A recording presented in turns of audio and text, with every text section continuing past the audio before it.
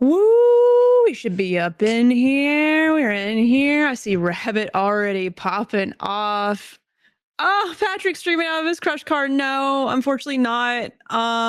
Yeah, you might have noticed, like, I'll get to the real bit in just a second, but we're so thankful to have Josh here to fill in for Patrick, who unfortunately had a massive tree fall on his house. He is okay. He's fine. But we are definitely going to be missing him on this episode because it gets real. This episode is good, in my opinion. So, but Josh is stepping in to talk all about it with us. Say hello, Josh. Hello, Josh. But Patrick, if you're listening to this in your crushed car, we miss you. We see you, my dude. We're so glad you're okay. And yeah, that tree, big as hell. I didn't know storm trauma. I didn't know trees could get that big still. I thought that was only in the dinosaur days. Wow. Thick thighs, thick trees. You know what I'm saying? Sometimes if your thighs are thick, so are your trees, so I've heard. Hello, welcome to ClickerBait, the Last of Us TV show, where three gamers come together and talk about The Last of Us, the game and the TV show. Oh, and one of us have that in common. One of us. I said one of us. I think all three of us have the love of Last of Us in common, which is perfect. That's why Josh is here too. We wouldn't bring a Last of Us hater on here, but if you're no Jake's allowed, you might already know Josh, so yeah, no Jake's allowed.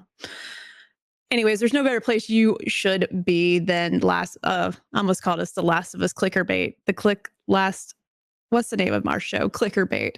Here on twitch.tv/JK Games Podcast every Monday night, recapping each and every episode of The Last of Us Season 2. But tonight, we are going to be going in spoiler heavy at the front all the way through. Just spoilers all over your face the whole time. So that means if you haven't played the games and don't know what's coming, continue listening at your own risk. And for this episode specifically, we're talking record stores, copper pans, and a lot of revelations. Because nothing says The Last of Us like getting bit, getting hot and spicy, and becoming a dad overnight.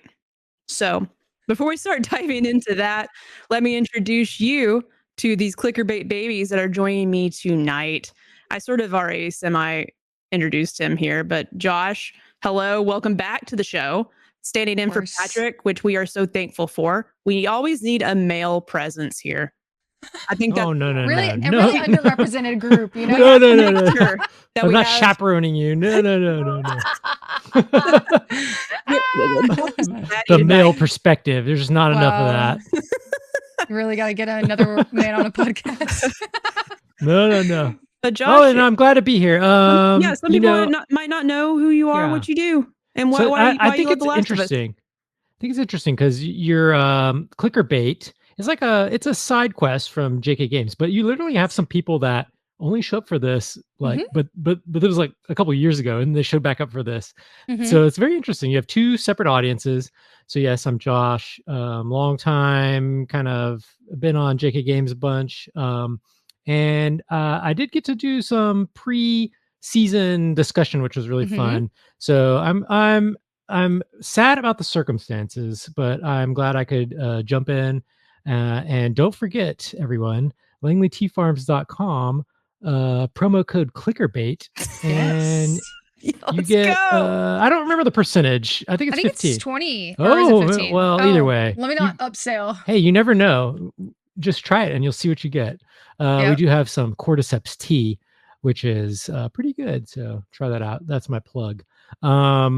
Yes, I forgot it was still active. So thank you for reminding us. I'm really because you promoted that on your this is your influencer code, ClickerBait. That's it. That's all you guys type in there. That. Josh, are you sure you didn't push this tree over on Patrick? No. It wasn't me. It wasn't me. There's like a stamp for like Langley Tea Farms like on the tree. Code ClickerBait. I would never do such a thing. But no, we have Josh. This is not Josh's first or last appearance, so we are happy to have him. But what you are doing a lot of is more of your own content. Would you want to share a little bit about your content? I'm over here on High Score Weekly on everything. Not too much on Twitch at the moment, but TikTok, Instagram. You can check it out, highscoreweekly.com. Video game music stuff, a lot of retro collection stuff, just video game stuff in general. Have some shows I'm working on coming up with some guests too. So, yeah, Ooh. Hell yeah. Maybe one day you'll see us on there. you might, Who's to say? Cool. Thanks for joining, Josh. Yes, Oh. thank you. Before we dive into this other beautiful voice that's here that you're listening to, I always forget to say who I am because I don't have it in the intro. Yeah. So You do. shit. And I did swap our names. So I got us in the wrong frames. I'll fix that in a second. I am not Kayla. Oh, that's so funny. I'm Jerica, one of the hosts here. And yeah, you might know me from JK Games. And we're also here to talk about The Last of Us because I love how Josh said it was a side quest. It is a side quest for us because we talk about The Last of Us too much. So we needed our own show. So this is what we do here. Literally. But yeah, take it away. But the other part of JK Games. That's so funny. I didn't notice We're confusing everybody. So I'm going to fix that real quick. Disregard this. Go ahead, really Kayla. quick. Blaster Goblin asked, what does the ClickerBait tea taste like?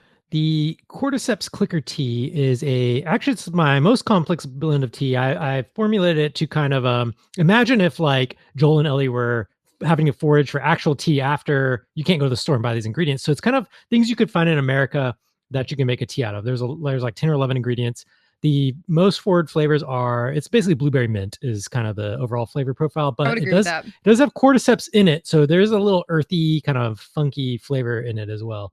Not too strong though. For clarity, you're not going to get infected from the cordyceps. You will not get infected. That was the first thing I asked him. And he said, no, don't be afraid of drinking the tea. Don't be afraid of it. It's good. People have been using it for health benefits for a long time. And the coupon code works for candy and just anything on the site too. So not just the funky cordyceps tea. Might as well bundle it to get free shipping. Bundle right? Bundle it.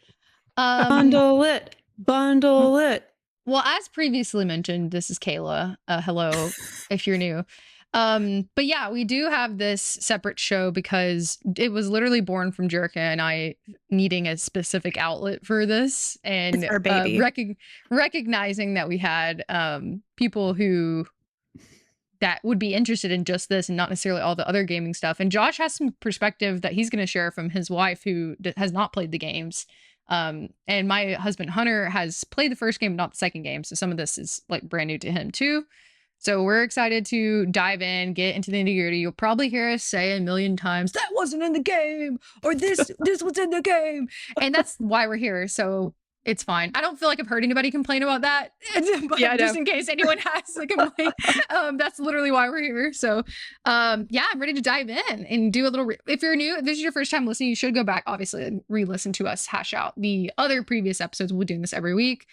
We did a predictions episode and we will more than likely do like a afterwards episode talking about what's coming next.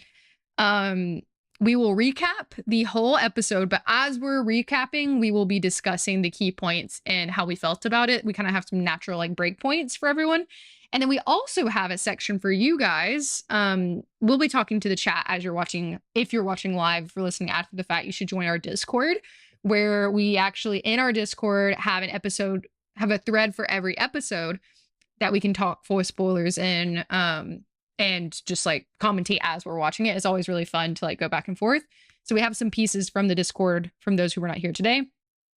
And the link can be found on dropindropoutpod.com or on our socials. It's somewhere on there if you look hard enough for it. But yeah, excited for this episode. Me too. Oh, it's a good one. It's the gay episode I've been waiting to talk about and see for myself. Is this the one we predicted it to be, Jerica? Yeah, because I think Kate Heron, is that how you spell it? She worked on I think, that to our very first episode or second, I can't remember, when Patrick put his little detective mask. Is it you don't wear a mask if you're matched detective. Up all the directors to like what they did and he had the monocle on, magnifying glass, and matched all the directors up. And this was the one, at least that made the most sense. Like maybe she is the director for this episode.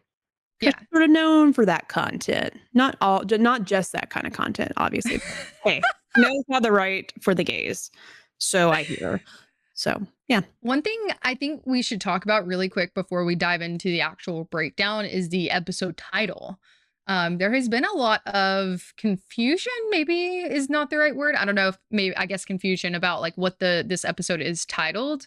I mean, I ahead. asked before we went live, I'm like, what was the name of this episode? So I can put it in the Twitch title. So yeah, it's weird because I believe that they were all released and we had previously shared that the episode was titled Secrets, which would have made sense for the episode because two big secrets were revealed. But day one, I feel like also works because obviously it's day one of Seattle. How do you guys feel? Any thoughts? Do you care about the title? Nah, I don't care about the titles, but I did notice immediately it was different because as soon as it said day one, when I pulled it up, I was like, wait, that's not what it was. Because we had talked about like they kind of all leaked. So I don't know if the leaks are wrong or just early. Maybe things weren't finalized, but yeah, maybe so. Maybe, yeah, like certain video games have like a code name. So maybe that was like the code name for like it, a project name almost. But maybe they decided to like lean into the game element with that part. So wonder if we'll get a Seattle or another day one, or another day two in this season, or will they? Saying. Or will Rabbit said that? Yeah, if they can sneak in extra episodes for each day for Abby, yeah. Yeah. I still don't think we get that till next season, but you never know. We're running out of episodes. I know. I love that Rabbit said a couple of great quotes from Rabbit this evening in the chat. If you don't watch this live and you're listening, you should you're missing out. Monday nights, follow us on Twitch so you can get in this chat. Rabbit, Jerica, feel her love, cult leader. Yeah, that's me. And then Rabbit, here's a quote from this. He's actually sharing a quote from JK Games. They better be fucking next episode. So that's what we say here. I think we actually did say that. Yes. Yeah. Josh actually said that in the Discord too. Yeah, he did. He did. That's all he's just spamming it. But let's go ahead and jump right in. I feel like that's enough about the title. Let's talk about this episode. Let's break it down, shall we? Let's see. Let's start with, we got a cold open, folks. We got a cold open flashback. What was y'all's first thought when you saw this? What did you think it was going to be when you saw that it said 2018 Seattle quarantine zone? I lost track of what year it was in the show currently. So I'm like, this is back in time, but I don't know how far back. Same. I also forgot. Same. Yeah, I was like doing the math. Everything's happening. I'm like, wait. What? I was like, I can't do this right now. It threw me off. I wasn't expecting, a flashback I wasn't either. like that. I wasn't either because I don't know if I'm dumb. And last episode and this episode could not find the coming next section. Like showing like when the next really? like is it before or after the behind the scenes? It's before. Oh, okay, I missed it. That basically you didn't see this it time too. No. Yeah. There's a big stuff in there. I completely missed it. Okay, yeah, well, we'll talk about it. Yeah, we'll talk about it. Of course. I'm so weak that Blaster Goblin said best part of the episode, we need a standalone Joss Peck episode. Yeah, so we get the cold open with the Seattle quarantine zone, and then we get a jump scare with Josh Peck. So we're greeted with a group of federal shoulders in the back of a military van discussing the violence against the Seraphites and voters. Which, did they say that in the game? Did they say voters? I didn't remember any of this part, but you guys have played the game a little more recently than me. I think it might be... So this is the way I took it. I might be misremembering too, or what I was understanding. Like, this is before Seraphites. I think Seraphites were not a thing just yet, or if not, like...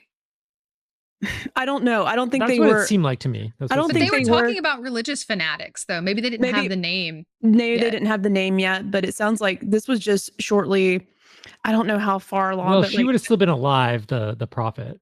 Yeah. So I mean, maybe this was in her heyday, and we get some of that at some point this season. But this was just really like when Isaac split from Fedra to join the WLF, because it seemed more like they were fighting the WLF here and not the Seraphites just yet.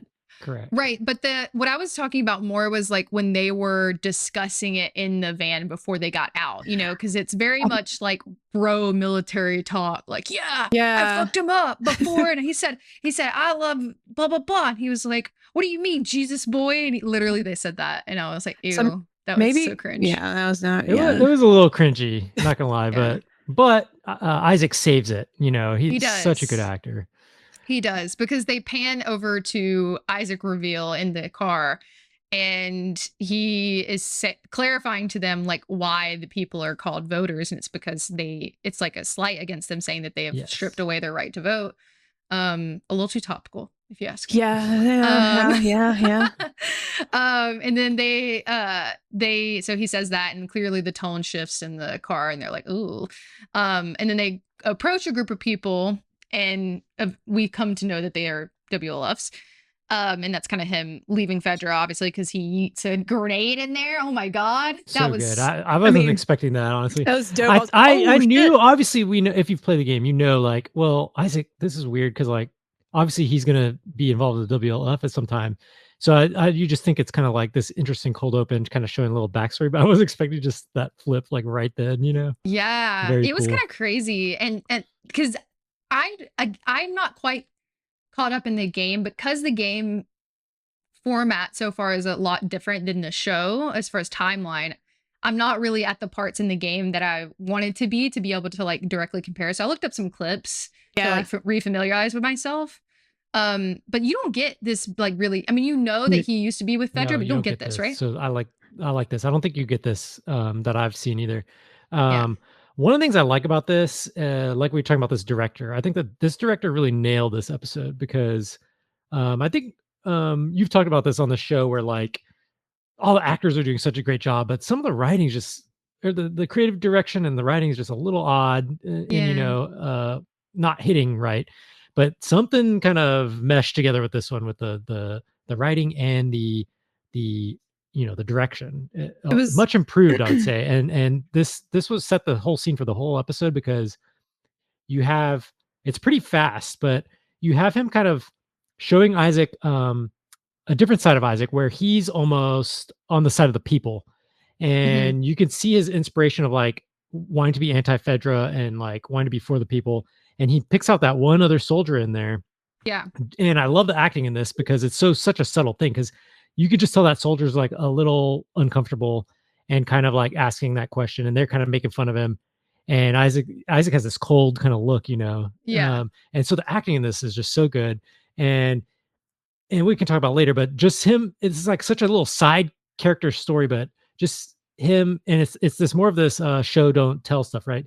He picks up this little guy out of there and like tells him to make his choice. And then later you just kind of flash forward and you see them kind of being put in that brutal position now. And like both really of them are kind of flipped. And so it's such a short little, that guy only has like a couple seconds screen time, but it's such a good way to demonstrate how power and in group thinking and stuff can really like get to you. And that's kind of the whole point of this game. And like, you can tell Druckmann's like vision is being kind of carried out and adapted well for the show. I think the director and this scene was really good. Agreed. It was a good it was a good balance of everything. I think the episode like flowed. Yeah, it was fast paced and a lot of action, like moment to moment, but it never felt jarring going back and forth between Ellie and Dina and what was going on with Isaac. Even a flashback and then going to the current day, you don't have all the answers, but you're starting to learn that there's more to Isaac's character. And so I'm excited to see what we sort of, how they evolve his character. Because in the game, you're right, they didn't really dive into like how he became the leader of the WLF. So, and obviously what challenges came with that and what kind of shitty things he did to not do shitty things. It sounds like he made this choice to go side with the WLF because he was tired of how Fedra was handling things. That's what I think.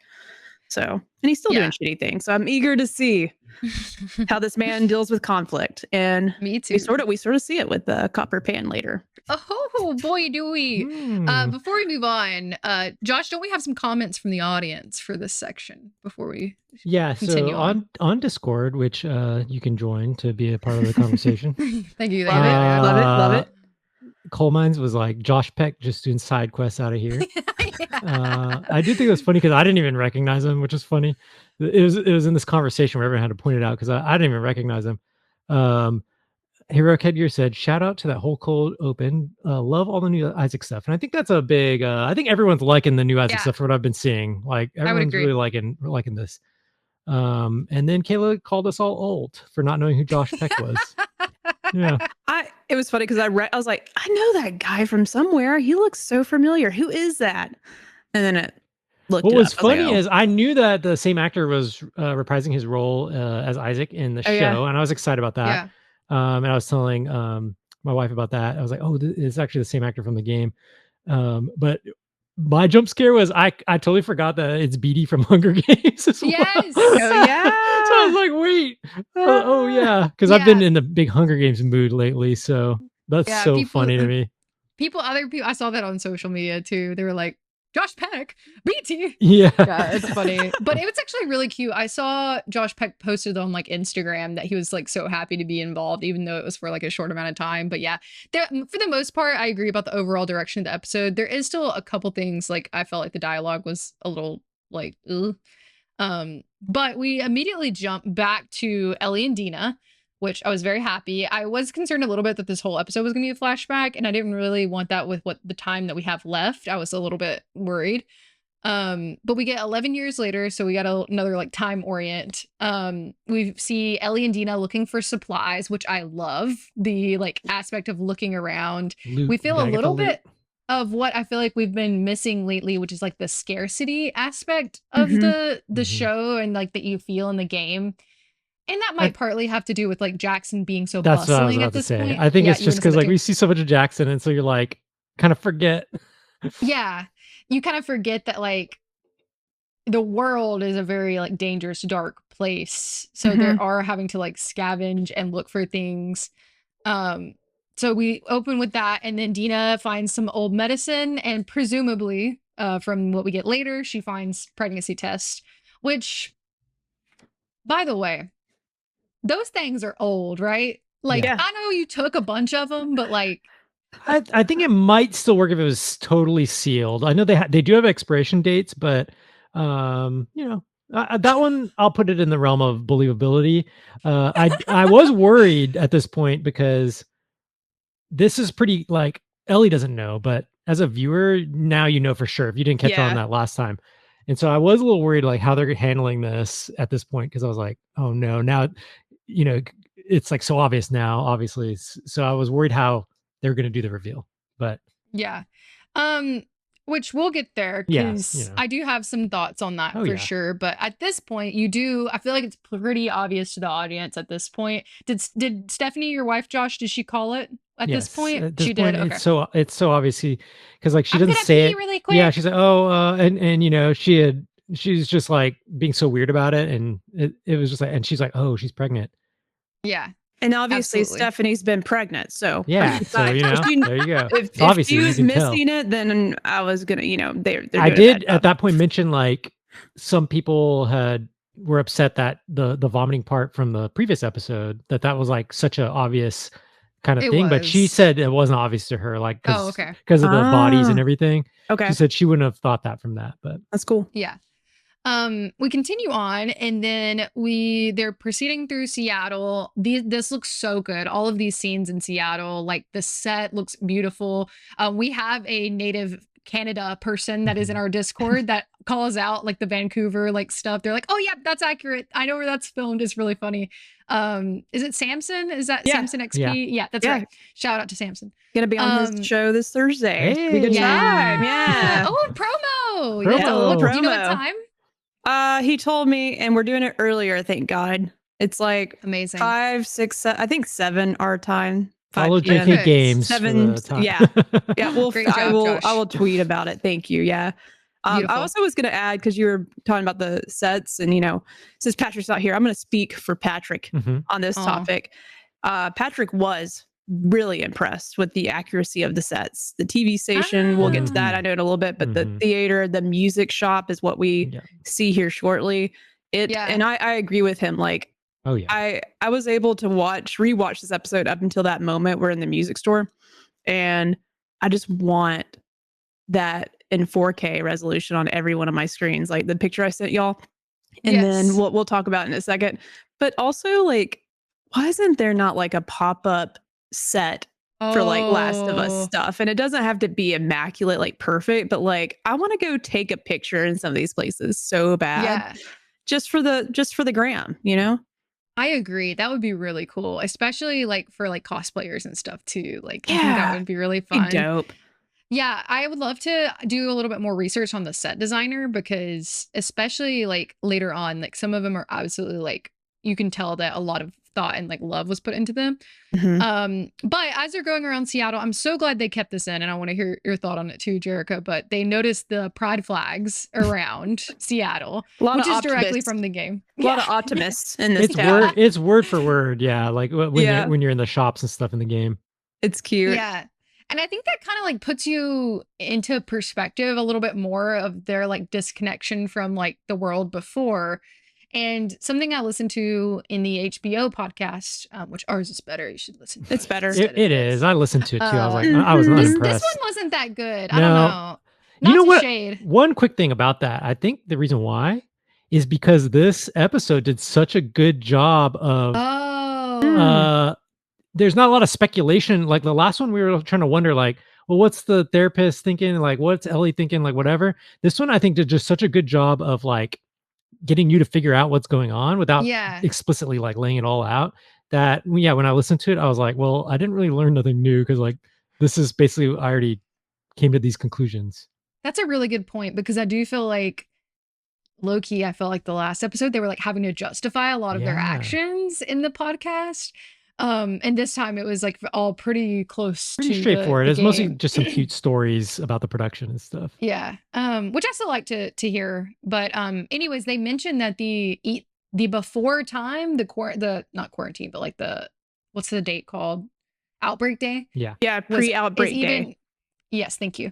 It's even earlier than it previously was. So it's like 2003. So like the Pride like stuff that you see is even more like, oh yes, it's earlier, and so people are obviously even more not as accepting in 2003 than they are 2013, which is originally what happened. But that was straight from the game, so that's really I think cool. It's a fun point, because they bring this out, they bring this up that obviously like they don't have all that like the community and culture attachment in the same way that you would have like now. There's none of that context.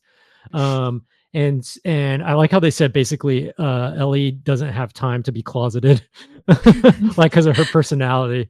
She just doesn't have time for it. But Dina's a little more like kind of whatever with it. I thought that was pretty funny. A little bit about that, which I can't wait to get into. I'm gonna zip it up. Yeah, okay. But I was just so excited for this episode, just to hopefully hear more dialogue and like background for Dina, and like hear like some of the. I was once again. Did the last couple of episodes pay off for what they're doing with their relationship story in this TV show? It's much different, but I guess you'll have to find out in like 20 minutes maybe. I think a lot of our good conversation will be back end of this. So I think what is it? So sorry, Ryan Selvey said, "I just want to know what Seth thinks about it." Yes. What were you saying, Jerick? So I was trying to remember. Oh.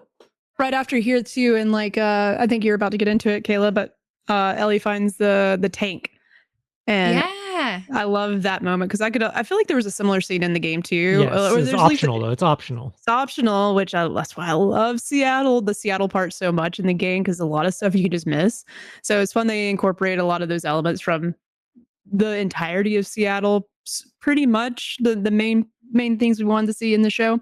But her like opening the tank and it just slamming, and the back and forth that Dina has with her surrounding like being too loud, or jumping the gun, hearing I forgot something off in the distance. They saw the WLFs. With the binoculars on she's just ready to jump on Shimmer. She was like, "Oh shit, let's get out of here," and just making noise. And Dina's like on the defensive, like looking around to make sure nothing's coming, and also be like, "Hold your horses, let's think through this." So I do enjoy the extra time they are spending finally with these characters, so we can understand like their dynamic. And man, you can tell like Dina learned a lot from Joel, and it's adding to the story a lot. Yeah.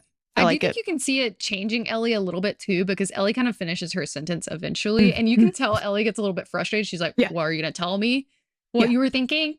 And so that was fun. But I love that they have that moment, and that you can tell that like she's trying to think a little bit more strategically, but her instinct is just to like run and gun. But then we take a little stroll into the record shop or the And they music brought store. Shimmer in there. And they brought Shimmer, which maybe Maybe that means that she won't die. they might have to go back, a different day or something, Maybe. Or she gets stuck I don't want her there. stuck in there. That's horrible. But honestly, normally they don't tie them up. So she might be like free. She didn't look tied up. She had some grass in the corner. Yeah, so she's got some supplies, It could be fine. I don't know. I don't see it going well for Shimmer. I'm sorry to disappoint. I think that's gonna be. I know.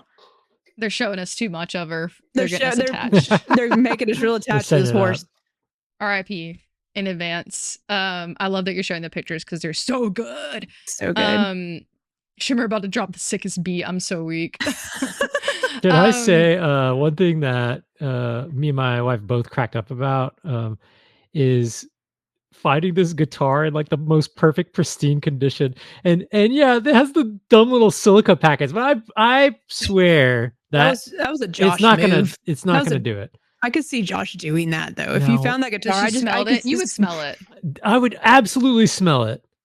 Yes, absolutely would. That thing was like, it could have been a little, it could have been made a little more crusty.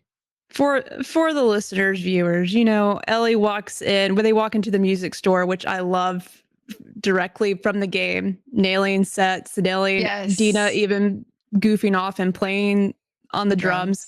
Ellie wanders up the stairs and there's all these old beat up guitars that have been run down. They're not working anymore. And then she finds that case and just opens it. And yeah, some silica beads, I guess, kept it in pristine condition. Literally. So you don't believe that, Josh? You don't think those? No. Maybe if it was like in an enclosed thing, but that was like an open air environment with like vegetation growing and everything. Yeah. That case would have been like molded through, the moisture would be in. Those silica things only last for like 3 months. This is like 11 years of being in Seattle, one of the most humid states, next to the ocean, all that ocean salt air. I grew up in Hawaii, and if you're ever in a state that Florida's like this, Washington, California, if you're in a state that's like near the ocean, you get salt corrosion in the air. It's like in the humidity, so like it affects everything. And so yeah, there's no way that guitar would be like way more janky looking. They had guitars on the walls that look pretty bad. But hey, well, we know this is a fictional story. I know, and I'm not gonna. It was funny though. I'm not gonna lie though.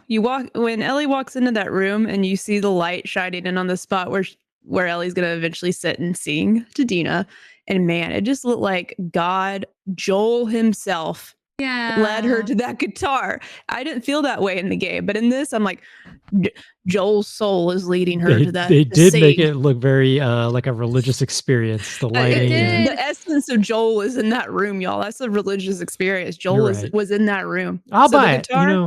Guitar is pristine because of Joel's soul. I like where your head's at with that. Mm-hmm. Can I just say that I have seen a lot of people on social media say like, "Oh, Joel was looking down on her," and so a lot of people are like, "You really think he looking down? You mean looking up?" That cracks me up so much. A lot of, or looking away here in a little bit. Oh my gosh. Well, oh yeah. No, he's a proud dad. Yeah. He's happy. He wants to see her happy. Yeah, he'd be like, yeah, fist bump. Yeah. But my husband Hunter also mentioned the silica packets. Okay. And it's so funny that Rabbit says, I don't know if this is the man experience or something, not to generalize, but Rabbit said, I said silica packets, they keep it dry. And my wife asked if I was going to mansplain the whole episode. That's so real though. That's so funny. But anyways, this is a beautiful moment. I think this scene is really great. And I get the criticisms for it because we do have a few that we'll talk about. I thought it was beautifully done. Bella was actually playing the guitar. Mm-hmm. She learned how to play guitar. She already knew how to play guitar. And it's just beautiful. I love everything about it. The way that Dina is looking at Ellie is just good. so good. And I think honestly, what do you think, Jerica? I'm Well, curious. I was about to jump in because like they might have I didn't watch the behind the scenes for this episode yet, but I know I read an article today where because I was like, holy shit, like she's like for real, like in her element crying, like listening to her sing. They said that. And I'm so glad there's more representation for women on their period. Cause like if I'm ever crying, I am on day 1 of my period. Just to The let old y'all luteal know. phase. Well, she's pregnant, so it's even worse. Yeah. Well, the actress like actually shared like it was my first day of my period and I was extra emotional. And the scene itself she was just like in that moment, it was just really touching and talking about like, finally being able to see Ellie like get really good at the guitar. And she knew that Joel was really like tied to that experience with her. Like all that accumulated in that moment. And that's, also day 1 of your period. Maybe that's why the title is called Day 1, because this is day 1 of your period. Multi-layered. Truly is. I think what they said in the behind the scenes episode is the chemistry between Isabella and Bella. Oh my gosh, Bella. There you go. Just remember that there's double Bella. Bella Ramsey. Also, I accidentally said she earlier, but Bella goes by they them pronouns. Correct. But it's hard sometimes when we're talking about the character. I think it is tough because when you're talking about Ellie, you say she, so it's a little tough. I understand. What are you saying, I think actually Bella is she and them, by the way. Oh, okay. Unless it's fine to change, but like I actually read an article like open to both, so it's okay. Okay, great.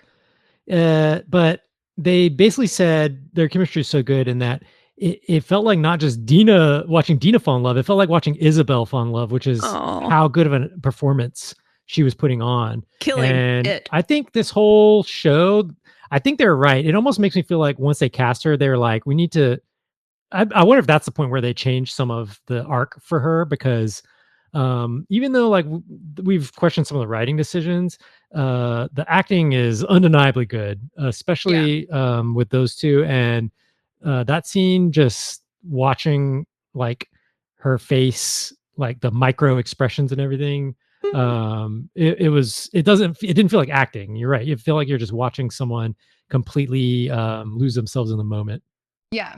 It's good. I agree. And I love that. And this is kind of like ties into the game as well as the show, because it is like directly from, like, I love that in that moment, Dina's not rushing Ellie through this experience. She's really soaking in and letting her experience the moment, making it about her and how she feels. Like they're surrounded by this apocalyptic world, and really they probably should be like, figuring out their next move, planning something, but taking this like very human moment. And I love that they play almost the entire song. Also, they spend a lot of time on this part, and I think it's very warranted, and it made my little gamer heart smile a little bit. And even when Dina like walks up on Ellie, like just for a short moment, and just Ellie stops, and then she just like encourages her to like keep going, it was just really cute. God, they made up for some points here with me on this scene for sure. It was good. Yeah. Rabbit said, "I'm not a lesbian, but that scene was the closest experience for me." Yep, it's very realistic. A guitar, any woman playing a guitar, easy does it for a lot of us. It's so cool that she actually learned to play that song too. She plays guitar in real life, so she learned to play it, and her singing is great too, because it's not supposed to be like this amazing, incredible vocalist performance. But so you could really feel like that raw emotion that she had too, and just it's just excellent. They actually told Bella, before you go on to that, they actually told Bella to make it a little bad, because like Bella's been playing guitar pretty much like she's probably a little better than So they probably the scene and the guitar playing, they told Bella to like pull it back a little bit, so it's like haven't played in a while, so it didn't feel bad. It wasn't like, oh, this person's bad. It felt genuine. It just felt like a real room and you're just person, softly singing. It was good. It built it. I liked that you could hear the strings, like like, you know what I mean? Oh, like from that first game trailer too. It was that like fixing the guitar strings. So good. All right, Josh, what were you about to say? Well, we did have some really good discussion around this, and some of these people are in chat now. We had some good discussion around this in Discord, a little longer, but I just felt like this was some really great comments about this section, a little bit of a different perspective maybe than I know we're just like gushing We about all it, but universally love yeah, it. But I but hear this the is good. critiques. We will throw in Patrick. He's missing right now, as we've mentioned, but he said one of his favorite moments at the beginning of that in the game is when she's playing Future Days and Dina asks Ellie what it is, and she says nothing, and Dina responds, well, nothing sure sounds nice. The lack of Future Days so far is very, very odd to me because I feel like that's the anchor of the entire guitar motif. I So agree. I do think it is odd that all of a sudden she's playing. I think you're supposed to remember, if you're just a show watcher from season 1, they have one conversation on the road where she's like, could you teach me to play guitar or whatever? And that's about it. In the game, Yeah. there's a lot more context. But I don't know. And right before we get the scene of like the last moment that they have together, he's bringing her the guitar, or he goes to her room in the game Yes. and takes the guitar and tunes it for her. And that's like Yes, one of the last yes. conversations they have. But yeah, I agree. It is sad that that is missing. I think if they were going to do it this way, I like the way They that have to have did it. intention. There's got to be an Yeah. intent. Like there's after this episode, I feel better for the rest of the episodes because I I do think, too. okay, we're starting to see some payoffs, and I'm seeing why some of the changes are happening. It's definitely a domino effect. Yeah. So that Um, must be building up to another moment that's gonna have that song involved. Sure, I'm sure. And Squanky had jumped in here in the chat, but Squanky on Discord, this was a really good perspective, so I want to bring it up for a little bit of a discussion, a little bit of a counterpoint. Squanky says, I found this scene so much lesser than the game version based on the order of the story we have seen so far. Losing the original game opening of Future Days has a huge ripple effect on maybe the most impactful moment within the scene. Dina first walks in on Ellie mournfully trying to play Future Days and maybe start to process how she's feeling about the loss of Joel, only to find herself unable to do it and have Dina catch her in this deeply intimate moment of self-reflection. Ellie then deflects and turns to a song that Dina and her have a shared history with, beautifully encapsulates her state of mind and growing feelings for Dina. Don't get me wrong, the show version did a great job by making a connection between the two, and Isabella Merced continues to be an absolute scene stealer, but in this instance, it left me really wanting for the full wave of emotions I felt the first time I stumbled into this little record shop in the game. Yeah. It got I a get nice that little too. essay. That was really good. Thank you. Yeah. I think since we've had some evidence here with season 2, and we're actually seeing some things pay off from changes that are lacking. We have to assume that moment's gonna still happen, but in a different way for Ellie. Like I think Yeah. maybe she revisits that in a different aspect, whether it's by herself in the theater, because I know at some point in the game you do have that flashback to the museum. I think that's around the time when Ellie's trying to play. So maybe that's the moment we get that. But I hope the lack of it is because they have a better way of sharing it with viewers. And I think I'm on the boat of more trusting now after this episode. So Yeah, I see that. And I see both sides. I do. And I think that like I do still have some thoughts about some of the direction that they went and some of the choices they made. I think they're making up for it for me though, like now. I think that some of the payoff that they're giving us with their relationship is good. I do think that if they would have arranged things a little bit more in line with the game, I probably would feel a little bit better about some things, but overall I still really enjoyed this scene in particular. I think it's one of the standout ones for me. so good. But this next one is hilarious, and not hilarious at all, but actually Yeah. very terrifying. Because we get a naked man once again. Yeah, I was like, Jump oh, scare. I went, oh, whoa, Woo. Wow. penis. Whoa, that's a penis. Whoa. So yeah, that was a jump scare for sure. Oh, really quick before we move on, Marl's bad in the chat. My coworker, not a knower, thought this guitar scene was awkward because she did not expect Ellie to play the entire song. She referenced a scene from how the show Euphoria did that, and apparently people couldn't stop talking about it after.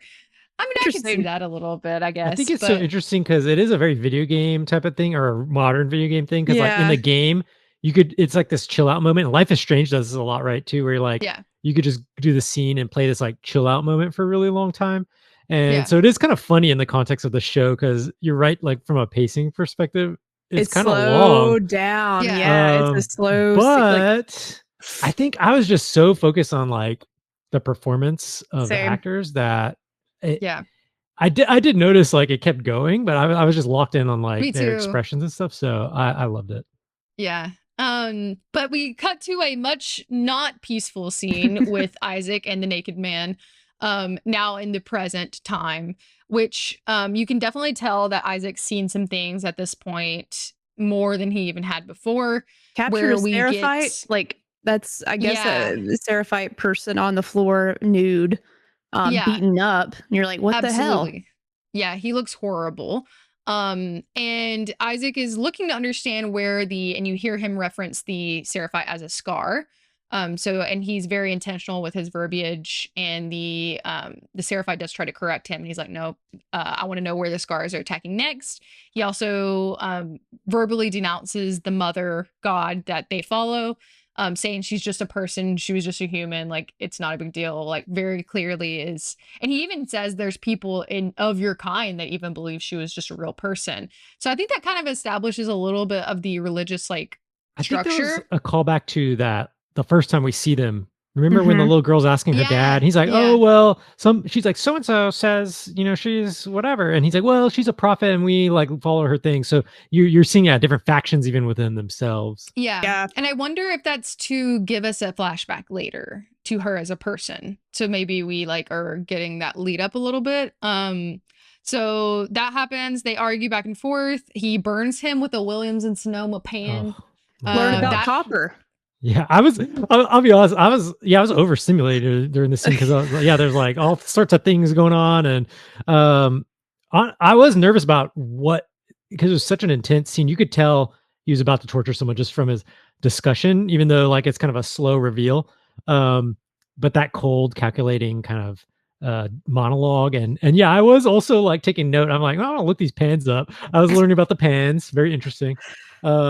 But I was worried what they were going to show as far as the actual torture itself too. Like, Yeah. so I was on kind of my heart rate was going up because I was like, oh my gosh, this is intense. Friend told me was like, yeah, I learned a lot about copper. Yeah. Benefits in the kitchen. Isaac Little, Martha Stewart moment. Yes, last of the chef. Yep. Yes, chef. Yeah, so chef. many jokes. It's so funny, but I think like stuff like that kind of ties you back to like not being that far away necessarily from like the real world. Like obviously Ellie was kind of born into this, but like a lot of the people still remember like life before. Oh, yeah, and so that was true. kind of a callback to like, because he literally says like Williams and Sonoma, and he's like, oh, you wouldn't know this. And like, what did Isaac interesting. do before being in this situation? Like, Yeah. was he military, or did he just have a job, like a normal job? Was he an Yeah. accountant? You know, Yeah. he seems very meticulous and he's a smart guy. I think he's Yeah. gotten far to be a leader and then also know about all these pans. Like, he's a genius, you know? He's a man of multitudes, you know what I mean? And they argue back and forth about who's to blame, like for the inciting incident of this war that is between the WLF and Seraphites. There's quite literally like a word volley back and forth about breaking the truce. I do think like even as a knower and like a game participator and lover, I could see how this dynamic would be a little bit confusing because we're following a lot of different groups at this time. And that's what I was asking like Hunter. I was like, does this all make sense to you? Like, do you see like how there's these like three separate groups? We have the Fedra, we have Wolves, we have the Seraphites, and then you have like Jackson. And he was like, yeah, like I feel like I'm following, but sometimes I think that it can get a little muddied if there's not like these clear conversations that they're having about like, why are the Seraphites and the WLF mad at each other? Why are these people mad at each other?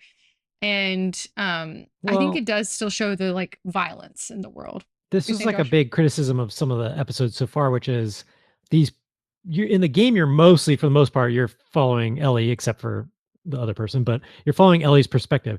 And so in the show, when they're pulling away from that perspective and you're just getting these therapist scenes or these Isaac scenes or the Seraphites walking in the wood scenes, and there's no Ellie, usually you're experiencing and finding these things out through Ellie's eyes. Yeah, and like the that's lore true. through Ellie's eyes. And so it is a little bit jarring to constantly pull away to these other kind of scenes, and you're not getting the Ellie perspective, and it's just almost out of context. But I do think at least in this one, it's starting to come together a little bit. At least, Yeah, I agree. I just thought it was a little better than previously when they've done it.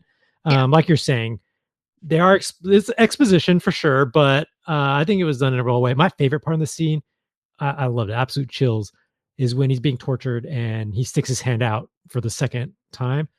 That's so good, because this is what I'm talking about, where it's like, you know what that means without them having to overly explain it. You don't even have to watch a podcast to like know what that means. You know that he's so dedicated to his beliefs that he doesn't care. He's willing to torture me. Go ahead, do your worst. So I love that part.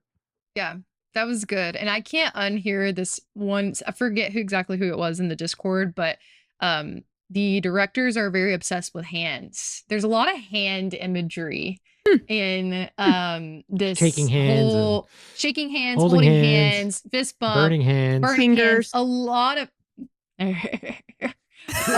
of hand imagery throughout this whole season so far. Anything else on the Williams and Sonoma before we move on to more WLF? I think just to wrap it up, we talked about it before, but like then you just get that little scene of his little Goonie outside that was like now corrupt, basically. It's a little on the nose, but like I said, I think they did a really good job of just taking this little side character who's only in there for like 20 seconds total and kind of telling this whole story. Like you can fill in the gaps yourself. So I appreciate when they do that. Like he just says like, oh yeah, like, he gives his little line. And so it's like this obvious flip, but I think it's effective at filling some stuff in with a minimal amount of time. They're not having to spend so much screen time on that. Yeah. And it kind of expresses the groups a little bit more, like a little more insight into the dynamics. And you had a little bit of that discussion with maybe someone who doesn't quite agree with Isaac's methods, but he's part of WLF. So you're getting a lot of nuance between the Seraphites, different factions within them, maybe even WLF people that don't agree with themselves. And so there's a lot of that in this episode. Jerick, I know you haven't previously enjoyed the Seraphite stuff. How did you feel about the scene? Now that they're adding an element of like Isaac's we're going to see more of Isaac going through challenges with them, whether it's internal or literally physical. Like, why does he hate them so much? I'm very curious. Like, I want to know what spurred the conflict. So then I might care more, obviously, like to get some of that backstory and see that dynamic. Because I see that's where we're going with some of it. Like, it's going to have Ellie, Abby sort of going back to back with them. And now you also have these two major groups also battling out, and everyone thinks they're in the right, so like, what does it mean to be the Last of Us? Everybody's shitty, it seems. That's where they're going. And I can't wait. I might actually care. Sorry. Wow. Sorry if I was rambling. We're like, wow. No, it's okay. I wanted to ask because I knew that was like a big thing for you. So I that wanted was a to long circle answer. back on it. That was not a ramble. It was not. It really wasn't. Okay. But I think I might care. I like it. I like where it's going. Okay. I might care. Ellie and Dina, then we go back to them and they approach the WLF site where they find several members hanging and brutally killed. Their intestines are out. It's very graphic. And then we get a little throw up moment with Dina once again. The scene is also ripped straight from the game as far as the bodies. There is writing in blood at the scene indicating that it was the Seraphites, or presuming that it is based on like the violence that has been done there. They have to hide as the rest of the crew, the WLFs, enter and notice what has happened to their comrades. And you know what I noticed in this scene? That the sound when you're detected by a person was in the show. I did not notice that. No, that's so good catch. You know what I'm talking about? Yeah, oh yeah, I know. It was in there. You should go back and listen. Funny. That's legit. That. Yeah, how cool. That's an exclusive world exclusive. ClickerBait exclusive. It's specifically in like I think it's the guy that Ellie ends up killing that turns around and like. That's so funny. She's There's a real quick call to this, but I do love this set. We talked about the set pieces. This set is incredible. And I in the HBO podcast, they talk about how those were actual extras being hung up. Those are like real people that they had to like hung up there and like that's just wild. wait because they wanted to look real, so they want to use like mannequins. So it's just real people. They were stunt people. And this is a moment though, which is funny. My wife did say like, well, I could definitely tell this used to be a video game from the set, because you could tell like the crates and like everything like put around, and they're like hiding and stuff. It did feel very video gamey. But I liked that. No, yeah, I in liked a good way. It's a good way. They've leaned more into it, which I like for sure. It's a good way to show. They're not making it too cheesy with the game stuff, right? Like I think they're elegantly adding it in to where it I was nervous for them, like trying to crawl around. I was nervous. Oh my god, scared because like it actually made you like in the game. You almost feel like too powerful. So I'm starting to lean towards like I like how they're making. Ellie is a little girl. I mean, I like her, but she's a young girl. Like she is just in her teens still, like, or she's 20. In the game, because you're a pro gamer, so you're just running there. She's like Duke Nukem over here, just shooting them down, Doom guy, right? But like in the show, they are starting to touch on like they're being realistic with how Ellie and Dina can take down people, and it makes it way more scary. It's like, what would I would just pee my pants and fall over, you know? If I was in there. It was a scary scene. It's scary. It's scary. I agree. I definitely agree. So then you have Ellie trying to distract the people away from Dina as she's hiding in the crate. And Ellie goes upstairs. I definitely thought they were going to see her when she was walking up the stairs, but they didn't. Got that stealth, you know? They get up there, and I wonder if she upgraded her point. I think Craig said specifically when he played, that's what he stealthed up those stairs, so he made them build those stairs in the set. That's legit. That's so funny. But then once they get up there, they do directly have a fight with two of the guys, where Ellie ends up like execution style, like getting him with her knife. Ellie pro move. We got to see it. That's in the game.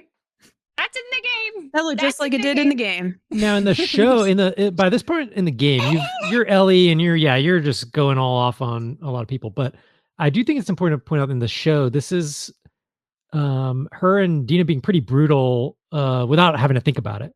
You know? True. Like it's like they haven't had a lot of that experience. Yeah, I agree. But I need a little bit more. I don't know. I think like I'm glad that they did this, and I think it makes a lot of sense for where they're at right now.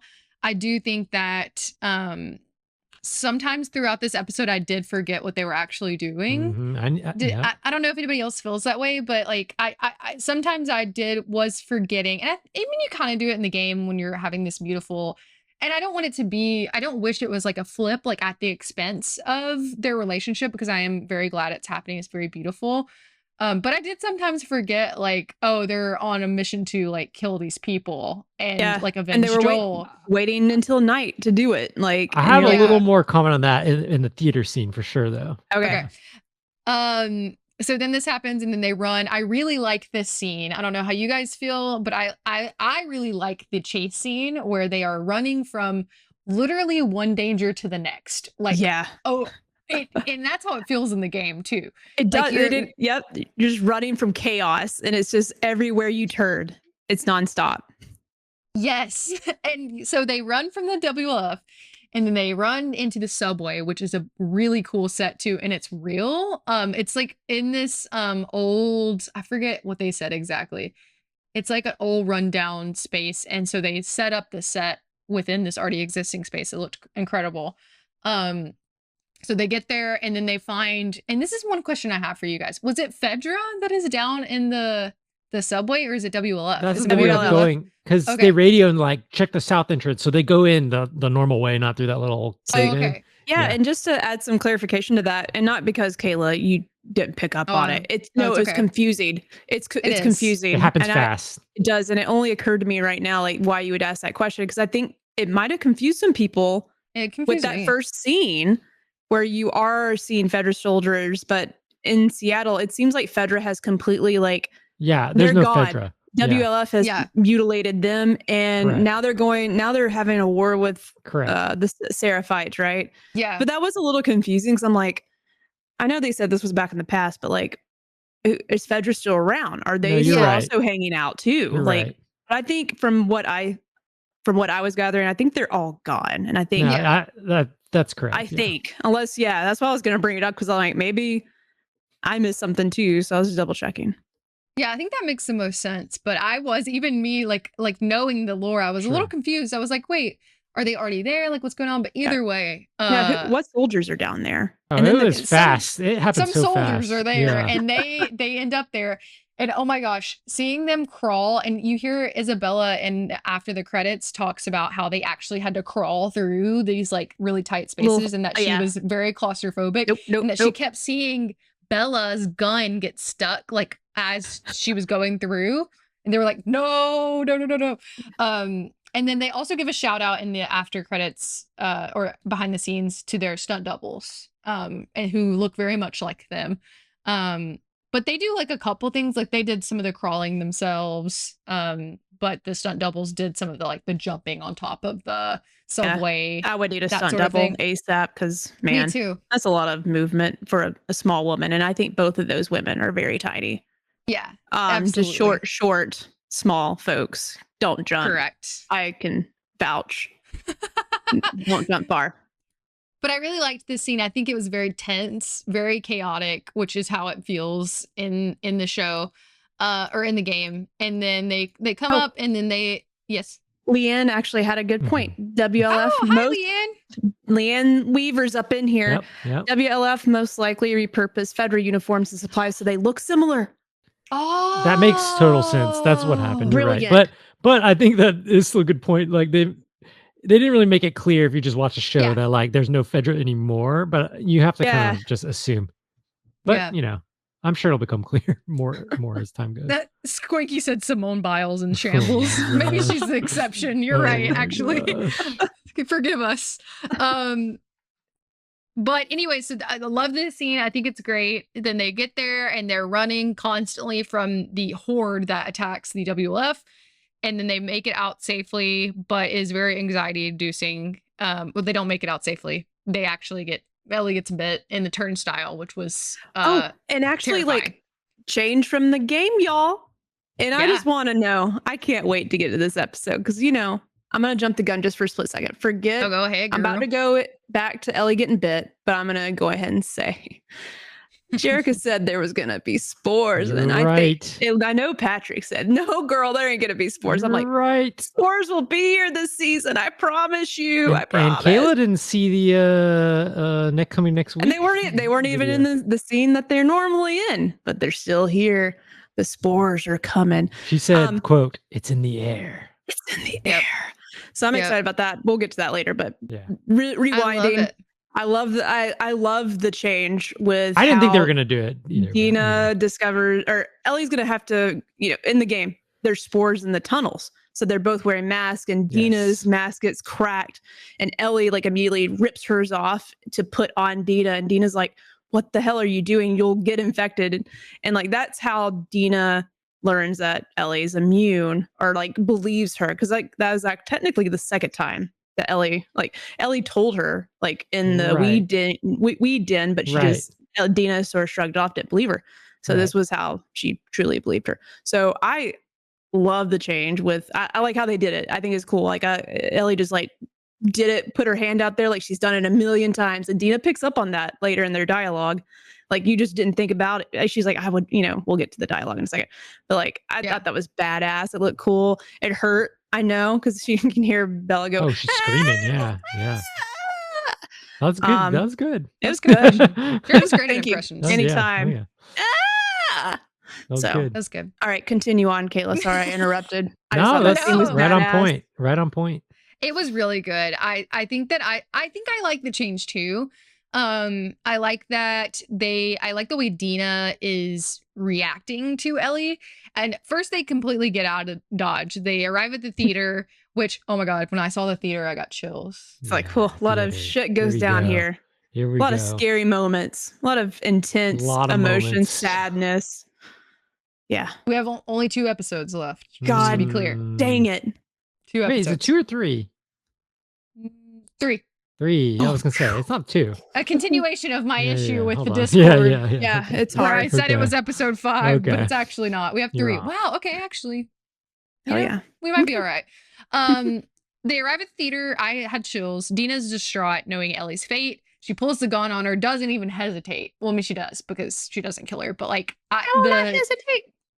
the anger in her face, or not anger, the distraughtness in her face when She's she's basically like, grieving. that's good, Jericho. Yeah. She's grieving. She's grieving in already. real time. She knows she's gone. She's gone. Somebody clip this. Why please. would you do this? Yeah. Why would you do that? And then we get some really great dialogue Not what she between said, I think that was better. They should have done that, Jericho. Yeah. Ellie reveals that she's immune to Dina, stating that she would die for her, but that's not what this was. And I liked that. It was really realistic writing for Yeah. that whole back and forth was believable. And I was like, oh, thank God. Because like you've never had to hear Ellie sort of like have to explain her immunity to this extent. So I love this extra lines that they're having to go back and forth with, and like real, like you could hear in Ellie's voice just trying to hope that she can convince Dina, because she knows Dina's gonna shoot her. Like she knows her that well. I like that. So how am I gonna get her to trust and see that I'm truly immune? I will say, like, there's a lot to unpack here, definitely, for the scene, just how this all plays out. I'm so split. This is where I'm totally split on the game versus the show, because I really like both. So I love how this plays out in the show, but that's only because of the context of what they had to do, because they weren't in love, they weren't smooching or whatever before. You know, they only just fell in love just now in the guitar shop, basically. They haven't told each other yet. And so I disagree with that, and I'll share later. I disagree with that. Well, you know what I mean. Okay, but yeah.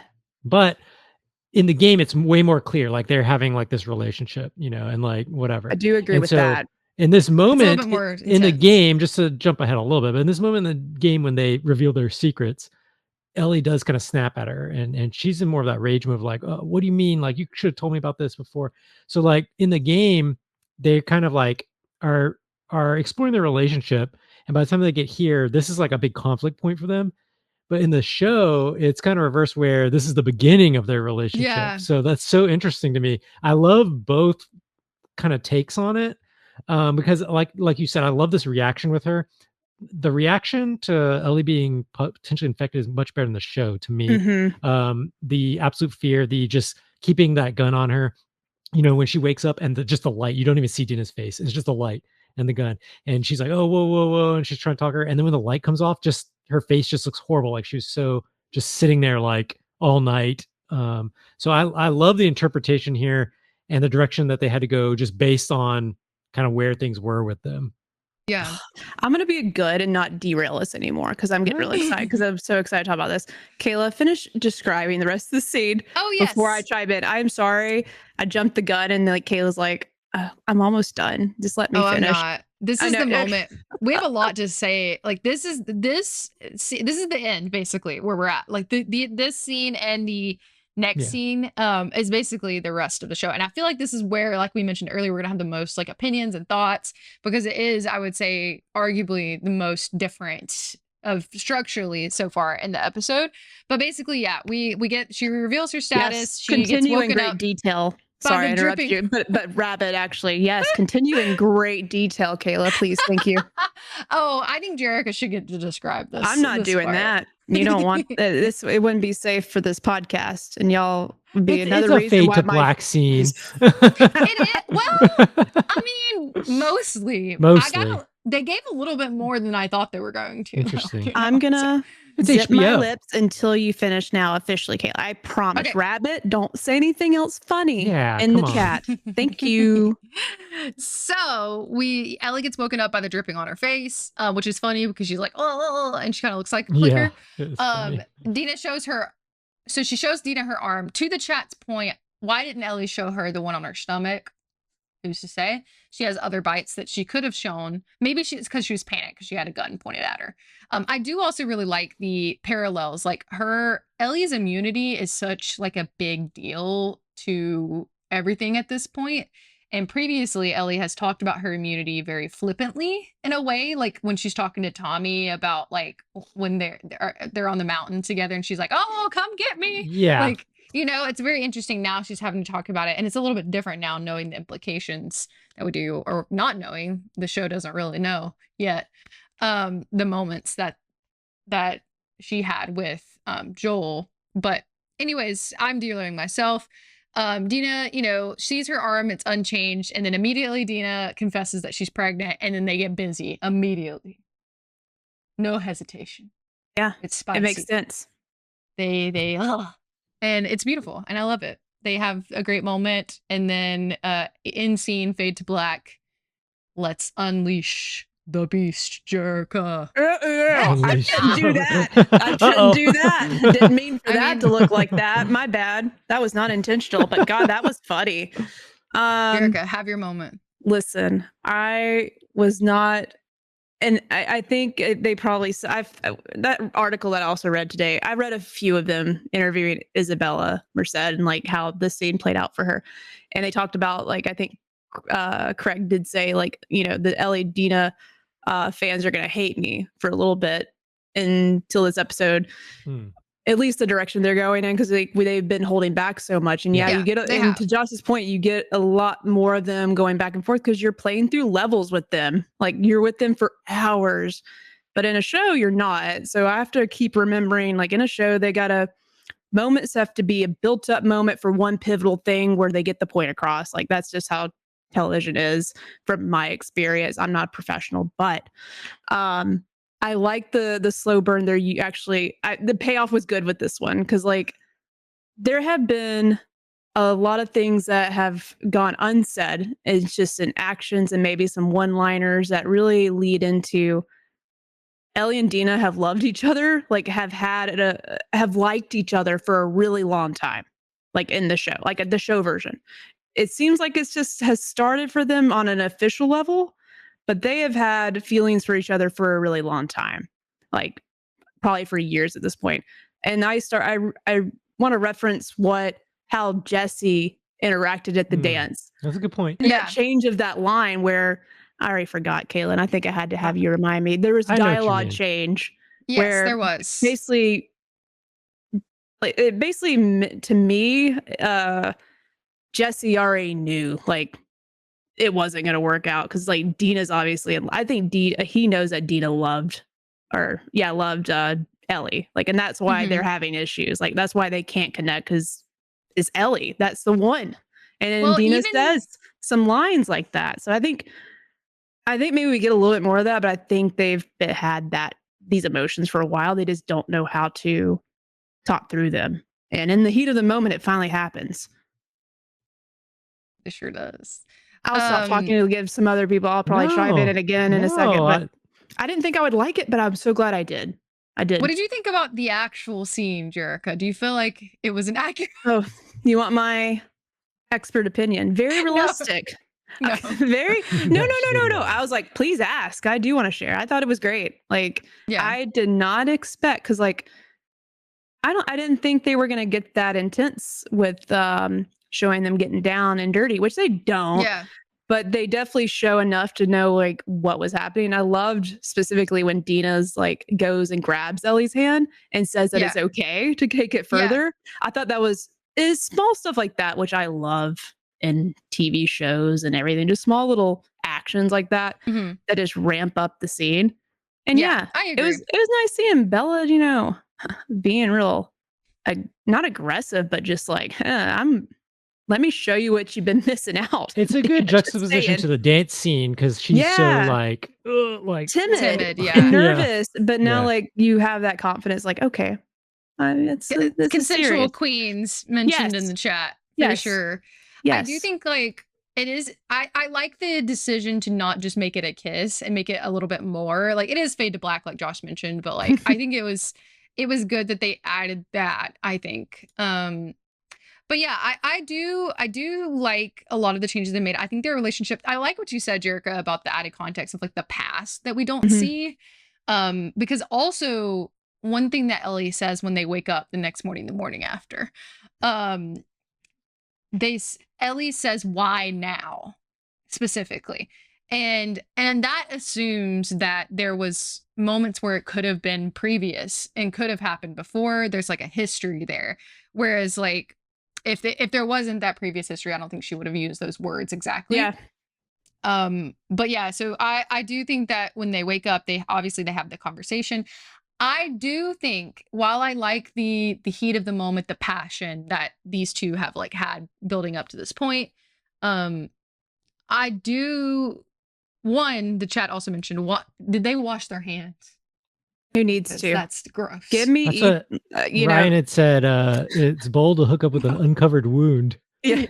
Nah, down and dirty in the apocalypse. That's how we roll.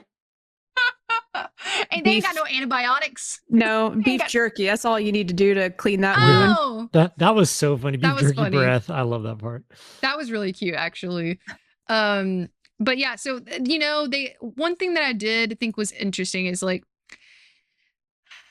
I'm getting a little ahead of myself too, but we're at the end. This is literally the last scene. I do think, though I'm glad that Ellie wasn't as cold as she is in the game, because it doesn't make sense for show Ellie to be that cold, because they've already established that this Ellie is not the same. And I have feelings about that. But in this scene, I do like that she wasn't like, well, you're a burden, because that was very harsh in the game when she said that. And again, it kind of makes sense in that context, but I was a little surprised that there wasn't like, what are we going to do? Like, I can't believe this. You're out here with me. Like, this is so dangerous. I wish we would have gotten a little bit of that. It was very much like a Hallmark moment of like, we're going to be a family. And while I do think that's sweet. It was funny, but I know what you're saying. I think that wasn't super realistic. Like, we're literally out here on an assassination mission. And we just found out you're pregnant, and there's no like, ooh, like moment. This at the end, we get it, but a little bit what I was talking about of like the placement of this, where it's like this sudden infatuation is happening now when this exact point in the game is where they have like one of their first conflicts. So it is weird. It's a little weird, right? Because like you're right, they're supposed to be. I'm gonna roll in my wife's comment during this part, like the end here, which is she was like. She basically, because now they set this up like you said, and they're like, oh yeah, we got to go do this stuff. And she was saying like, Ellie doesn't seem as angry as I thought she'd be like right now. And she said, she started off angry at the show. Like she said she felt like she was more angry at Joel when he was alive than she's angry at Abby like when he's dead. And she was even saying, comparing like even Abby, like her dad died, and you could see in the way she stood and the way she looked at people and just her body language. She just, even without her speaking, she just seemed like very angry. And I think that's an interesting point of view just from someone who's never played the games, because that's kind of what people who play the games are saying too, which is this is supposed to be a revenge quest from Joel. And I, like you said earlier, like I kind of forgot what we were doing here. Kind of lost the plot. Like I'm loving this episode. I actually love the episode, but then I was like, oh yeah, like they're supposed to be like hunting down Joel's killers. And it is weird. The tone's a little weird, right? I agree. Want to say this. Yeah, we got to remember this can be. I think this is going to end up being much different than our game that we know. We got to be okay with it. Absolutely. We're gonna. It's different already, right? It's different. And I've sort of not given up that fight. And I'm saying like, because everything that you've shared is completely in line. Like I 100% have had way better experience in ingesting the video game. Like that can't top that. It's never going to be the video game. One thing I can try to find. And I'm not trying to butter its roll. I'm not trying to butter the roll of the show. No. Promise I'm not. But I love that it's on this slide too. I'm not trying to butter these rolls here. But in the show, it sort of hits me more, and I'll keep talking about it. Like even though Ellie's had a rough upbringing and has done a lot of things that, a young person shouldn't have to deal with, but they live in an apocalypse. They're still kids. They're still sort of dumb. They've been surrounded by somewhat adults in their life, but really no one to teach them how to be an adult, even in this kind of world. So they're dumb kids. The show Ellie is going to be a little softer, I think. And maybe they hit us with a 180 with seeing how she can take it to the next level. And I think maybe we get that with the next episode once we get to the Nora scene, because I still think that's going to be just like the game. But you have to remember in this moment, maybe we don't sort of see angry Ellie right now, because in this moment, this episode, Ellie's finally maybe getting a break from all the disaster and just once again has not had this happiness like since Riley, and the conflict with Joel has never been great. That was taken away from her. So like maybe finally finding love with someone that she's loved for a while is a moment to see soft Ellie. It sort of sucks for the show pacing because like, yeah, we need to see, I agree. Like, I don't believe this Ellie is going to kill anybody for real. Like, but we know she's can stab someone in the neck. We just saw it. Yes. But we just haven't had a lot of those scenes. We've had more soft scenes like this kind of stuff versus her being a killing machine. Same thing can sort of be said for Abby. We saw her do some stuff to Joel, obviously, but like the evil, like not evil, but like both Abby and Ellie in the game both had like a malice to them that I don't know if the show can capture that. I don't know. Like both of them just seemed so gung ho and just like, y'all are so mean. Stop going on this revenge like quest or like, I don't know.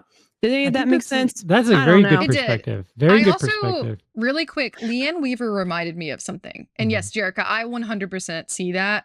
I think like I see that and I understand. I still wish it was a little bit more true. Though I think I can still learn and love this edition because I agree. I think they've taken a different approach to just the overall season than they did the game. And clearly they did that for a reason. It's still the same creators. But Leanne makes a good point that maybe once they engage Abby's group and she learns, because Ellie still doesn't know why. Even though we, the audience, know why. Ellie doesn't know why. Dina don't know why. And Dina doesn't know why. Yeah. They're going to have to talk about it at some point. Yeah. They have to. Yeah. And they don't know, even though we know Abby's motivations, they do not know Abby's motivations. And so though most of, and I think we kind of lost that a little bit because we were kind of all mad that like they did the reveal so early, but that seems so far away now that they still don't know. And I think once Ellie learns this, maybe it does, like Leanne mentioned, switch something in her brain. Like, oh, you lost your dad? Well, that was my dad. Like that's a really good point because and maybe have a more internalized anger because it was essentially because of her. It goes back to like what I was saying, where like we're being taken out more of the game, like we're being taken away from Ellie's POV, and we're learning stuff separately from Ellie. And True. I think that's a good point. That may be what's causing some of the dissonance as far as like us feeling like these reveals are too early. It's because we have that information, but you're right. Ellie and Dina do not have that information in the game. Normally, you only see that through their eyes, and so like you're thinking that that's the reveal. So that's actually it's a good way to look at it. That's why this podcast is so good because like after this episode, I'm truly sharing like I don't think I could properly tell you if this was a great show or not because the game, what we know, just ruins every kind of opinion I could have if this is good TV or not. Well, so like it's tough. It's really I like what you were just talking about because I think that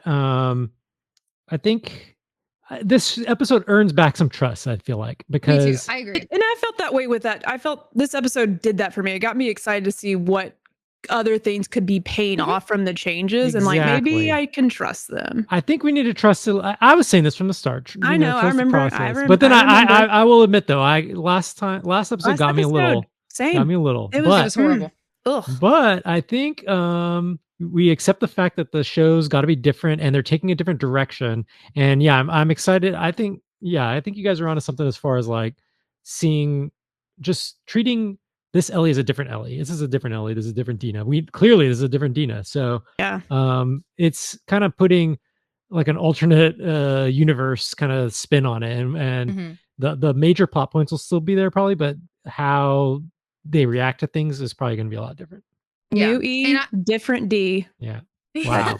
Wow. You know, hey, heard it here first. One thing I don't want to skip over is in the morning when they wake up and Ellie does explain her tattoo, or she knows about the tattoo, but she explains the burn mark a little bit to Dina. I like that they do that. I was really scared that they were going to miss that. And I do like that we get a little bit about Dina, her past and her sexuality.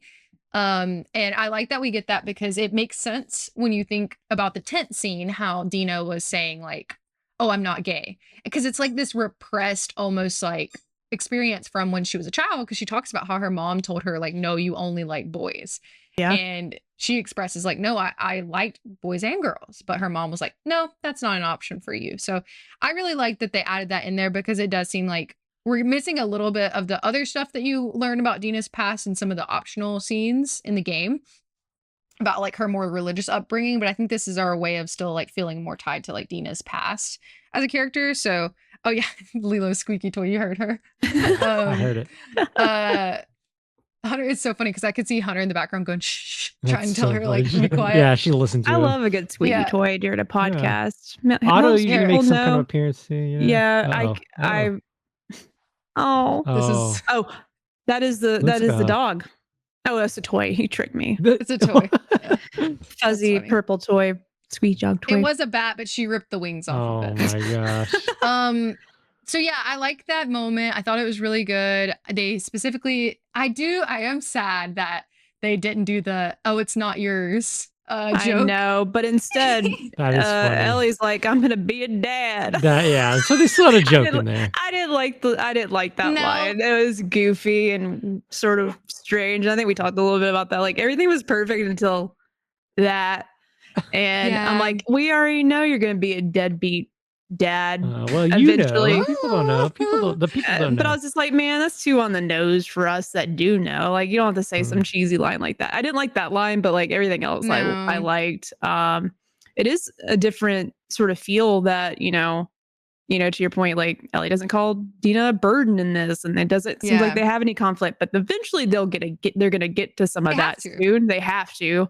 Yeah. So maybe why this episode is sort of painted as a more positive. I mean, obviously we had some violence as we do Yeah, in The for Last sure. of Us, but also some happiness because that might be the last time we see it. But yeah, they look like they're on a path together versus Yeah. separate. Like, which at this point in the game, it sort of seems like they're sort of separating themselves for each, not Yeah. separating, but like they They're definitely on the have had rocks a some, little, yeah. they've had some conflict, and Yeah. Ellie is trying to figure out like what the hell, she's pregnant, what am I going to do? I'm not going to stop this Yeah. mission, but like that sort of sucks. She's a burden. Made sense in the game. Yeah. But this ending, Ellie and Dina are sort of like, okay, we're in this together. We're going. We're Yeah, gonna go do it. I do like that Ellie does mention it because up to this point, like it Yeah. seemed like not an issue. Like they're about to throw a freaking baby shower in the apocalypse. I know, right? And I'm like, okay, yeah, sure. Like I'm so happy for you, but like Y'all, this she's is an probably issue. like, when do you start getting nauseous? I've never been pregnant, so I don't know how soon it is. Like a couple months, 3 months. It's different 1 for month? everyone, but Okay. it's it can be pretty early. It can be first trimester. So Okay. But it at just this point, depends. she's like, I think if we look at it, she's like 3 months along, I think, at this point. Because if I remember correctly, I clocked it because they mentioned that she hooked back up with Jesse. They said it in the tent. And I think it's like 3 months. Okay. But That's like, a good point. Oh, right. Yeah. You're right. Yeah. You can do the Mhm. math. Because she says that she like hooked back up with him, which I'm glad that they do mention him, because I'm also like, are y'all forgetting that he don't know like what's going And on? Ellie just seems like, once again, maybe Jesse just is aware. Maybe he's so aware. The whole town seems to know, because Ellie's just Yeah. like, doesn't feel like Jesse's going to be mad at all. Just seems like, I guess Yeah. we're going to all be parents, and like just, Yeah. or maybe they have that relationship. We just don't see that like that in the show enough to know. But once again, they must be best Yeah. friends. Okay, I have a couple questions, but basically, yeah, we see the explosion. Ellie's ready and rearing to go, and she's like, "Are you sure you don't want to stay behind? Because things are different now." And I love that Dina said, "Yes, they are," and that was really a good moment, I felt like, and that's how we end. Do we think again? Oh, can one of you do like for those who don't want to listen, you can skip a little bit, I guess, if you want. I know some people don't like seeing like the up next aspect, but I am curious what they show, because I would like for us to talk about like our predictions for the next episode. I mean, I can pull up what the did they show? trailer real quick. You might not be able to hear it, but you can see it. Oh yeah. We'll just come to here real While quick. she's pulling it up, the main thing to look for is they're kind of being interviewed about there's a WF person being interviewed about like why something went wrong, and she talks about how in the basement basically it's in the air. She's referring to the cordyceps. So this is the first teaser we have for spores coming back. Yeah. Essentially, Called it. that's I the knew main. it. I knew You they did, would come Jericho. back. I really didn't knew think they would come back. because of such of the focus of the mask, because they kept making such a big deal about it, saying Yeah. like, "Oh, we That don't was a want to hurdle. hide the They figured it masks." out. They figured out how to make it make sense in the story. I guess I don't Or know how maybe they're going it's to probably going to be execute on it. like a creative way of doing it. It's Yeah. maybe only because, well, I'll pull it up in a second, but it's only like Ellie going into these places because Yeah. she's immune. She's the only, maybe Correct. that's part of it. Like Ellie just, goes down there because she's the only one. And maybe it's Yeah. not like all cordyceps forever is spores. Maybe it's Yeah. just like a localized type thing. Oh, that's a good point. Yeah. It could just be I- in this building or like whatever. That's a really good point. And also while you're doing that, Jerica, Leanne Weaver did ask, what about the whole pharmacy stock of pregnancy tests? That was funny. I feel like that was a very Game Ellie moment. The way she was like, "Oh, are you sure?" And she's like, "Oh, here you go." And I Elle's actually like that. Yeah. I thought that was funny. That was funny, and I felt like very realistic. Yeah, like yeah. I thought You that want to was be really, sure. Yeah, which I did. I was like, And are they we could be sure this is expired working? too. Yeah. Yeah. Obviously, But they're no, expired. I'm very curious what we think's gonna happen. Jarek, I'm not gonna be able to watch in real time because I won't be able to. I'm gonna be watching in the delayed version on Twitch. But Yeah, that's fine. I just want to, why people are watching if they want to chime look at in. it. I just got to click the right buttons here. It's so tiny right now. I'm about to fix it. Hold on. Y'all can't see anything yet. Do we think that, just something to think about, do we think that Jesse and Tommy come after them? Yes or no? I still think so. they do. They have I do to, too. right? I do too. I think there was actually a shot that I saw with Jesse. Because touching we know up. Jesse I think ends up Tommy there. too. Yeah. I assume Tommy as well. Do we think Maria, or do we think Maria stays behind with Jackson? I think she would be a Jackson. Okay. Yeah. I Because think somebody it'll be has to hold Jesse down. and yeah, Tommy. Maybe what if Seth comes? Yeah, it'll be Seth. Yes, it's gonna be Seth. Please, with God. with He won't make it long. He's got a hurt leg. He's gonna bring the pride flags and explain pride to them. Oh, yeah. Yeah, Listen here. Let me tell you about these pride he's gonna flags. explain it to them. I don't know if the audio is gonna. You just viewers, listeners. We're gonna watch the trailer. It does not have audio, so we're just looking at it. Y'all are just gonna look at it, and we're gonna commentate. All right, I'm hitting play now, Kayla. Okay, cool. Yeah, if somebody wants to talk through it, feel free. Yeah, we see Ellie and Dina walking around Seattle on the next Last of Us. Ooh. We see that lady again. The lady that met with Isaac. Oh yeah. Okay, yeah. Oh no, she gave me another. What her name? Haranan was like her name, something like that. I'm butchering that. The lady that he meets with when he leaves the Fedra. So she's in the episode. We see her again. Ellie, Dina, in a warehouse. Clickers, stalkers, like they're about to jump on them. It's scary. You see this, what's this called? That weapon that's like a hooky blade. There we go. Horrible weapon. Yeah. Scary. Those scare me so bad. Seraphites hanging people up. Then there's this lady talking about what was in the basement. She sent some folks down there. No rats even down there until we maybe get to the Rat King one day. That scene with the elevator drop, who was that? I couldn't tell. Like Nora, right? Did it? Or was it Abby? I can't tell. For sure, it looked like, I thought it was Nora. I thought I saw a tank top. That's why I was suspicious.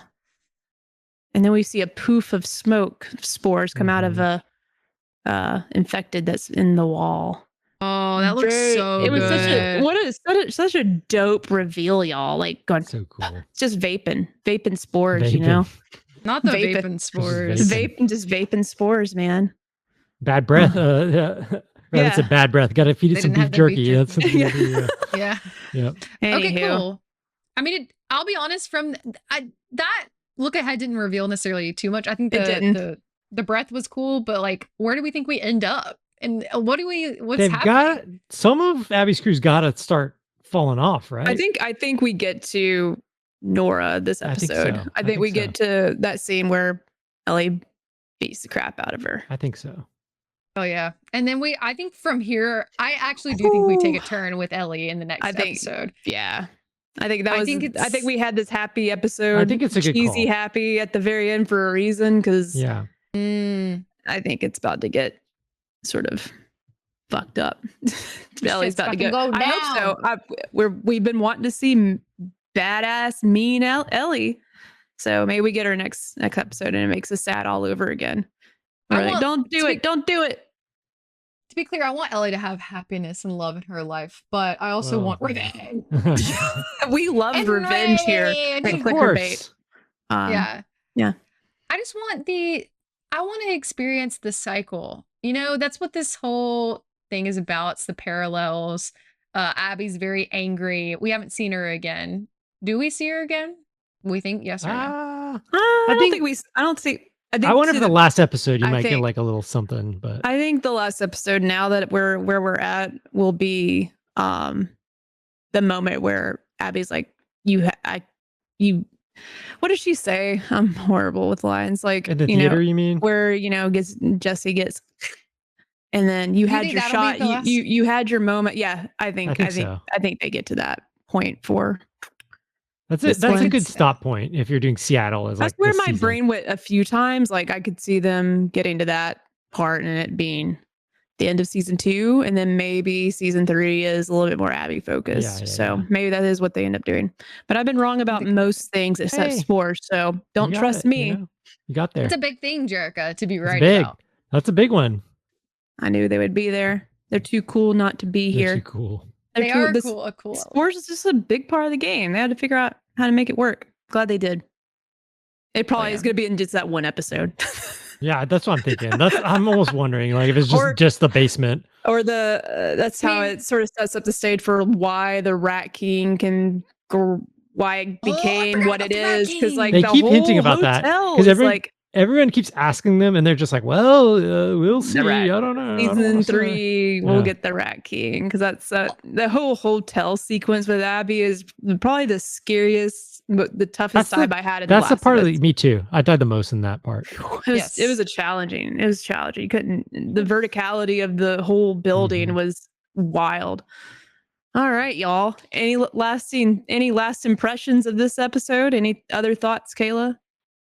I think that this was my favorite episode of the season. I think so. It was a good ride. It was really good. And one other last thought I had was like, they haven't really shown, they made a point to talk about like the sentient infected, and they haven't shown that again, the like stalkers. So I think that'll be a piece coming up, because that was kind of like a thing, because Ellie and Dina went to the council about it. Maybe Jackson has those and Seattle has spores. Who knows? Maybe so. But yeah, I'm excited for where it's going to go. I feel better. I do. This episode. We did get a little, we got some hate comments last time.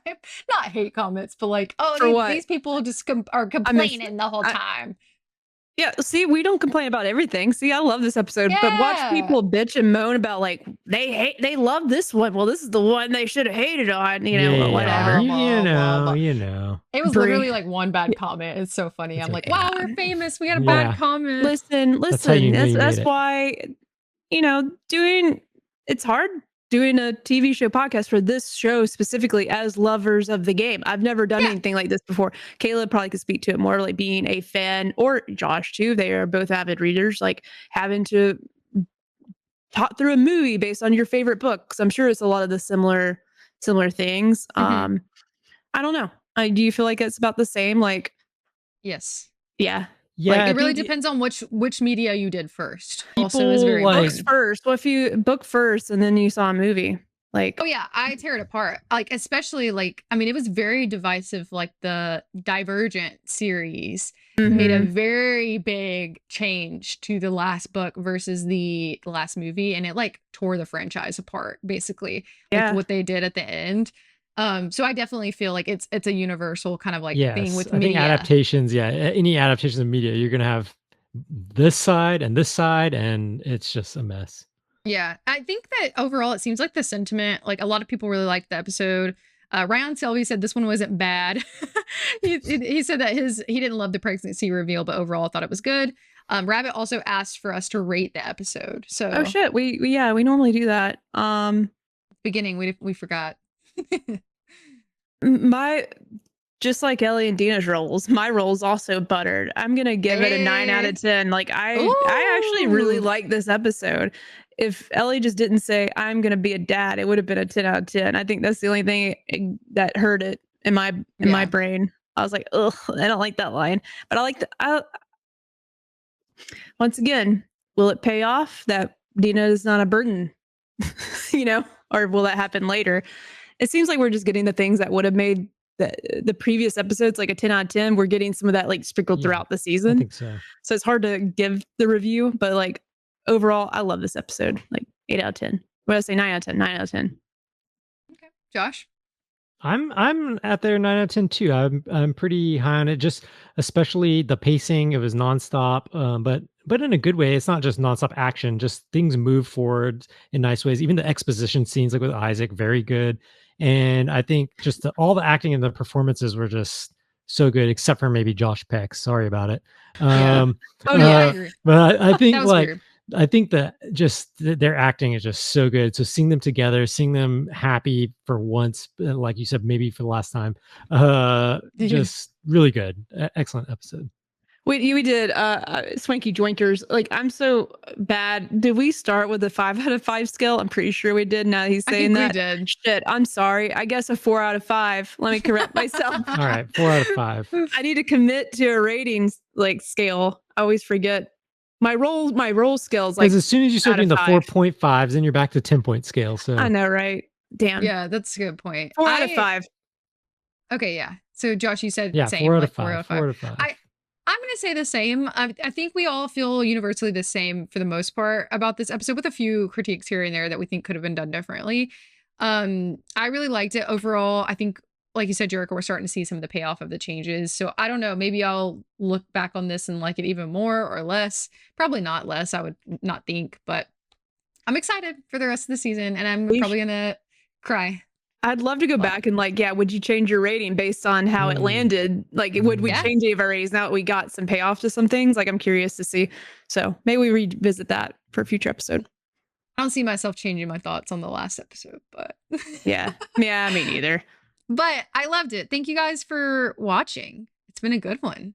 Any other closing thoughts from anyone? Just Josh, thanks again. Thanks again for having me. Thanks, Josh, for stepping up when the tree fell down. You know, it's tough times. You know, but anytime. Not the stepdad, but the dad who stepped up. You know what I mean? That's it. You're the daddy. Wow. You're our daddy. I love it. I'm just glad that I was here, like, for this episode too, because like instead of like the last one or something. Yeah, it would have been a bummer. I'm just glad I was here for this one. But yeah, thanks for having me. Check me out, High Score Weekly on all socials, and you can find me there. Yeah. Woo, woo, woo, alrighty. Woo, we'll see you guys next week. Same time, same place. Be there. Yes. Twitch.tv/JK Games podcast. Oh, Swanky Joinkers. I love saying your name out loud. Swanky Joinkers. Swanky Joinkers. Bye.